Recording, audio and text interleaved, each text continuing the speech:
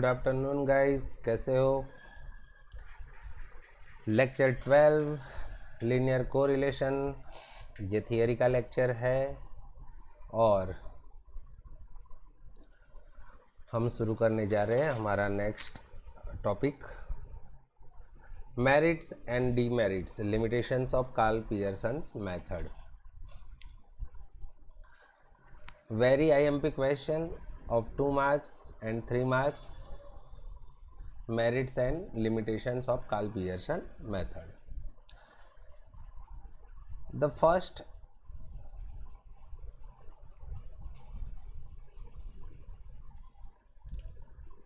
merit, the type as well as the degree of relationship between the two variables can be known by this method. We can measure exact degree of correlation between two variables by this method. In graphical method, you can assume the type of relationship, the way of relationship, but you cannot derive exact degree of correlation.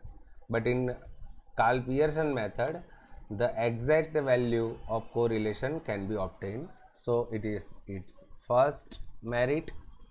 The second merit, it is most popular method because with this method any person can derive exact value. So it is very popular method in all department of statistics to obtain the linear correlations of two variable. The third one, the summary is the degree high, moderate or low of correlation in a single number.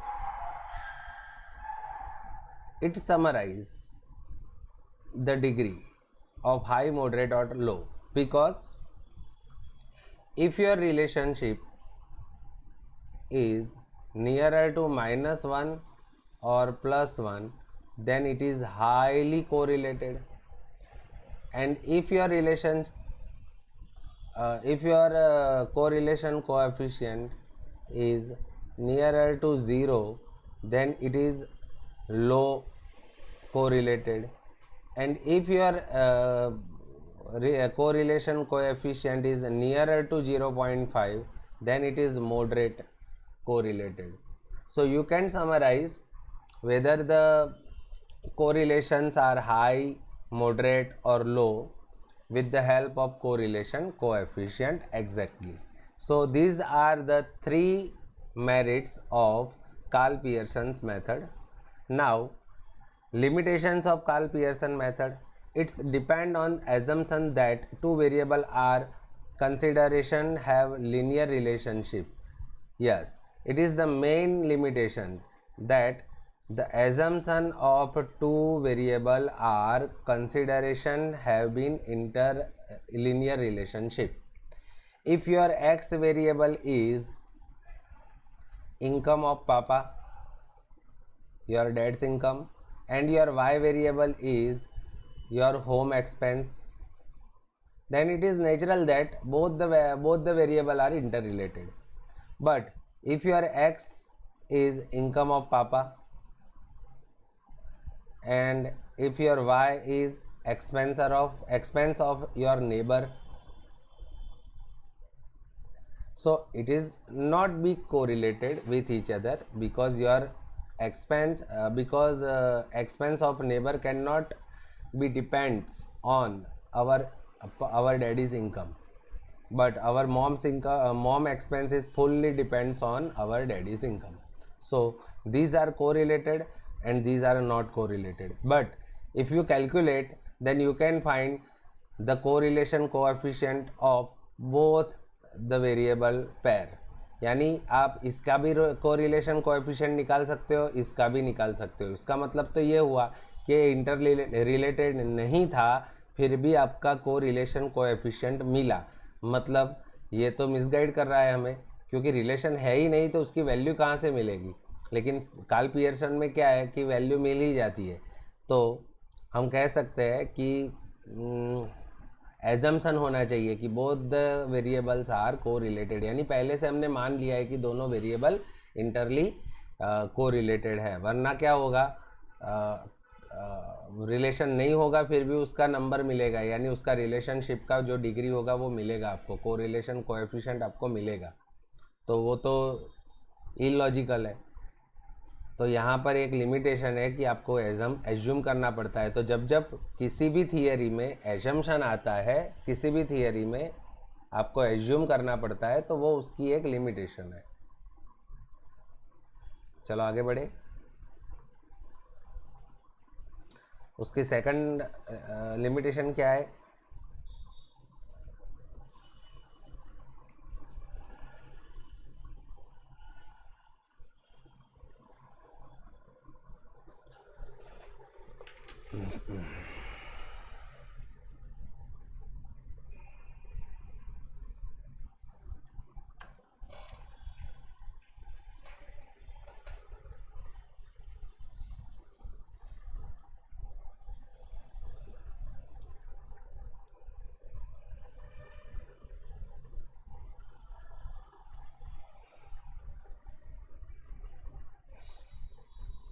कहाँ चला गया ये?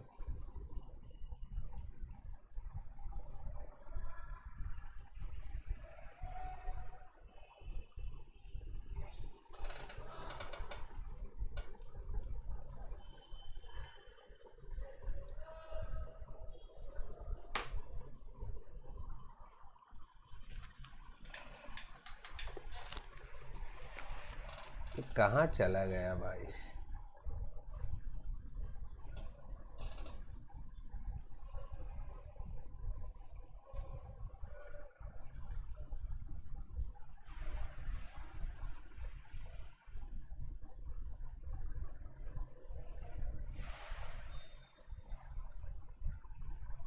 Yes,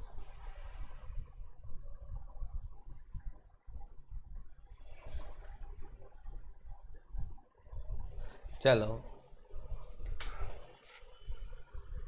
second limitation, the value of correlation coefficient is highly affected by the extreme observation।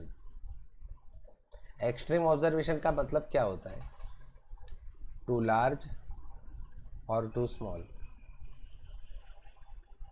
अगर आपके पास x की और y की कुछ पैर है, उसमें से एक पैर एक्सट्रीम है, if you have certain pair of x and y and one pair or two pair of value are extreme, means too large or too small. Let me explain with example. See, in this question, if you add one pair and the pair is 1537 and 1444, then you have all this value in 3 digit but your last value in 4 digit, so it is extreme value for your for your calculation. If you add or remove this pair, R is very affected। ये पैर आप हटा दो या add करो, उससे R पूरा effect होगा, यानी R की वैल्यू में बहुत इफेक्ट आएगी। उसकी वजह आप ये वैल्यू जो ये पैर है या ये पैर है, ये सब पैर है ना जो यूनिफॉर्म दिख रही है, उसमें से कोई भी एक पैर को हटा दो या ऐड कर दो, आर की वैल्यू पे इतनी इफेक्ट नहीं होगी। लेकिन ये लास्ट जो पैर है जो एक्सट्रीम वैल्यू है, उसको हटा दो या ऐड करो तो आर की वैल्यू पे बहुत सारी इफेक्ट पड़ने वाली है। So it is very effected by extreme value of x and y, और ओनली एक्स और ओनली वाई। समझ गए बच्चों? अभी हम जा रहे हैं थर्ड एग्जाम्पल, या sorry third limitation. Our third limitation, utmost care is required to interpret this coefficient, otherwise the relationship between two variable may be misunderstood। आपको बहुत केयर लेनी पड़ेगी, ज़्यादा से ज़्यादा केयर लेनी पड़ेगी। कब? कैलकुलेशन के वक्त और इंटरप्रिटेशन के वक्त।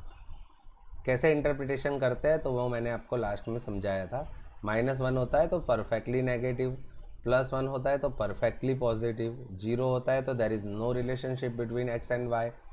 0 के नज़दीक जाओगे तो पार्शियल रिलेशनशिप, यानी 0 और -1 के बीच में रहोगे तो पार्शियल नेगेटिव, और 0 और +1 के बीच में रहोगे तो पार्शियल पॉजिटिव। जैसे जैसे +1 की ओर जाओगे it is being very sensitive, and जैसे जैसे आप 0 के बीच में जाओगे इट इज़ वीक रिलेशन।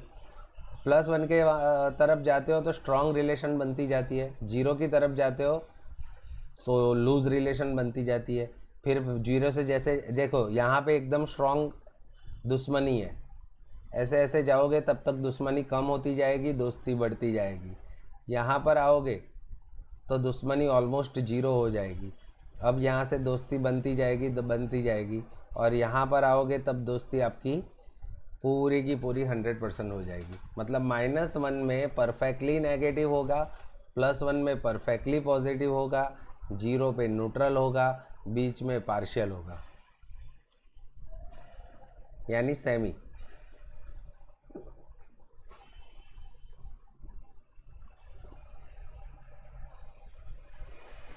चलो अब आगे बढ़े। तो ये थी limitations and merits. IMP question है, 3 मेरिट है और 3 लिमिटेशन है। 2 मार्क्स के लिए आए तो 2 2 लिखनी है हमें। अब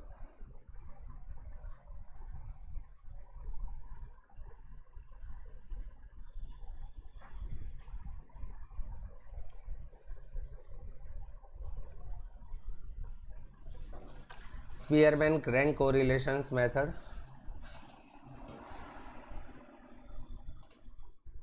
उसमें आपको एक चीज़ याद रखनी है,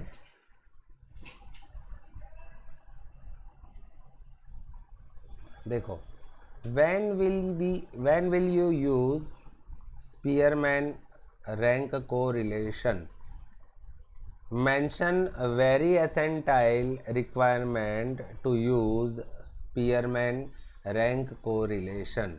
If you ask this type of questions, you can answer that this method is used when two variables are qualitative.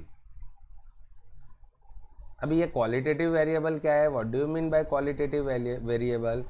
Qualitative variable means you can not represent it in numerically,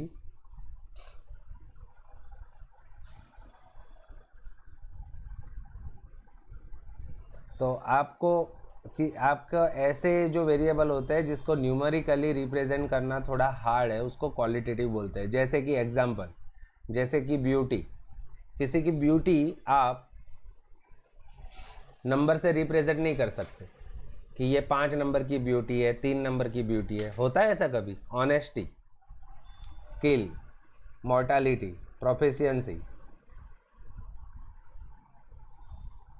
proficiency in allocation, music, dance. देखो यहाँ पर आप कभी भी numerically representation नहीं कर सकते। So in this type of variable, if you want to establish the correlation coefficient, if you want to establish the relationship between two qualitative variable, then you have to go through Spearman rank correlation. Okay, let's go. ये IMP question था बच्चों।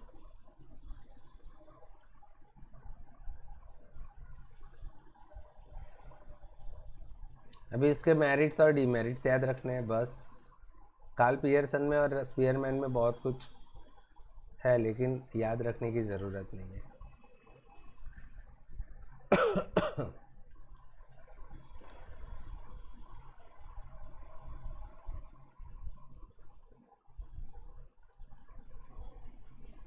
चलो अभी उसकी merits और demerits आएंगे।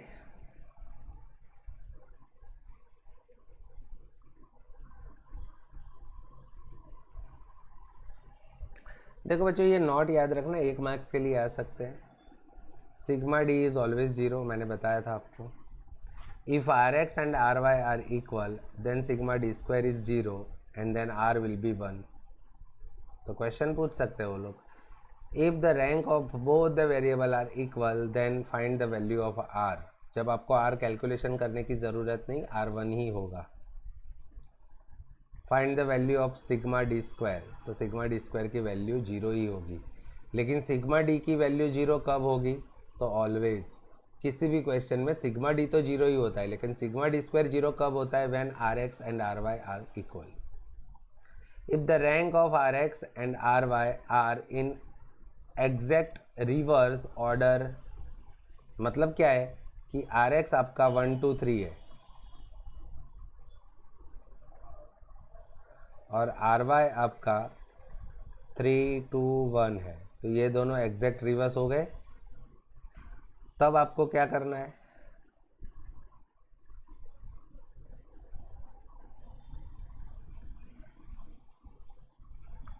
Are की value कितनी याद रखनी है, -1. See exam illustration 18. चलो देखते हैं इलस्ट्रेशन 18 में क्या है. एक एग्जाम्पल है जिसमें एग्जैक्ट रिवर्स होगी.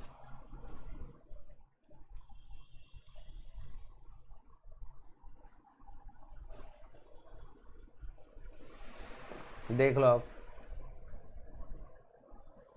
एग्जैक्ट रिवर्स दिखा दूँ आपको. यहाँ 1, तो यहाँ सामने 5, यानी 1 के सामने 5 है. फिर यहाँ 2 और यहाँ देखो 1 के सामने 5 है. दिख रहा है आपको एग्जैक्ट रिवर्स. इसको इस तरह से भी समझ सकते हो आप. चलो मैं इसको अरेंज कर लूँ. आर एक्स में लिख दूँ 1 2 3 4 5. आर वाई, तो बच्चों आर एक्स में 1 है तो आर वाई में कितने हैं, 5. आर एक्स में 2 है तो आर वाई में कितने हैं, 4. You have r x as 3, then r y will also 3. You have Rx4, then Ry is 2, and you have Rx5, then Ry is also 5, also 1. तो देखो यहाँ 1 2 3 4 5, 1 2 3 4 5, ये इस तरफ आ रहा है, ये उस तरफ जा रहा है. तो इसका देखो R कितना होगा, -1. तो आपको ये 3 चीज़ याद रखनी है, 1 मार्क्स के लिए आ सकती है.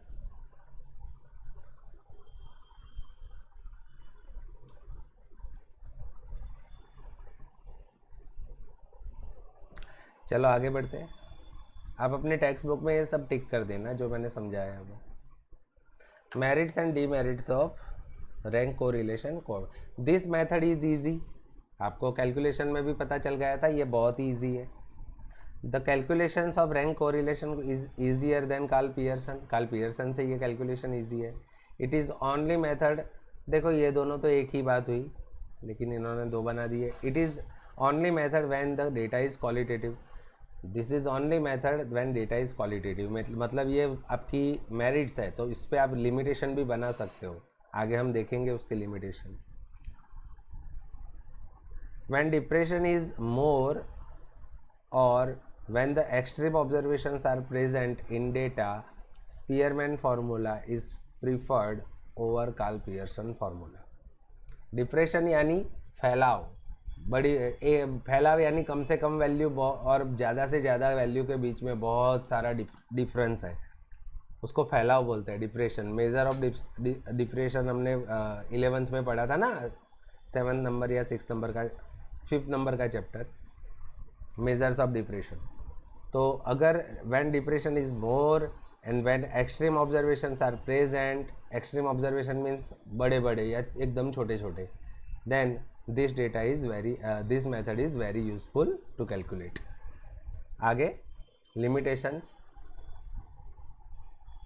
Since the rank correlation is used instead of actual observations, there is always a loss of some information, so this method does not provide accurate value of R.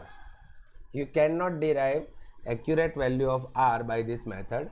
In which method you can derive actual value of R? तो Karl Pearson method.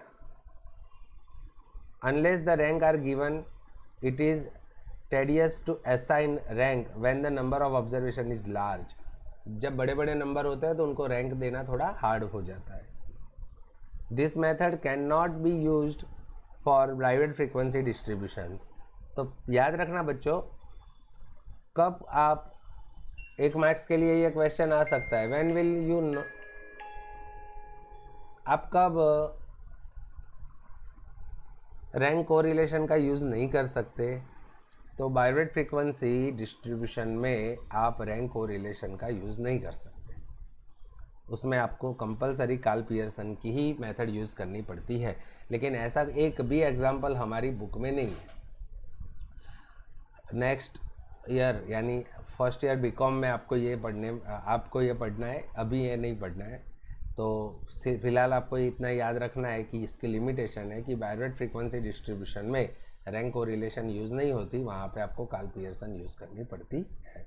तो इसका ये आप merit बना के भी Karl Pearson में लिख सकते हो। सो it is your limitations and merits of rank correlation coefficient.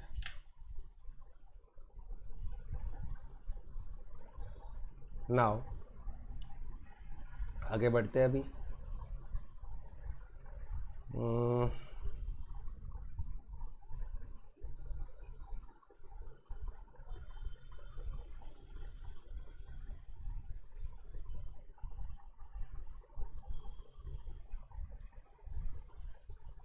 देखो ये समरी आपको कर देनी है, एक बार पूरा चैप्टर कवर हो जाएगा।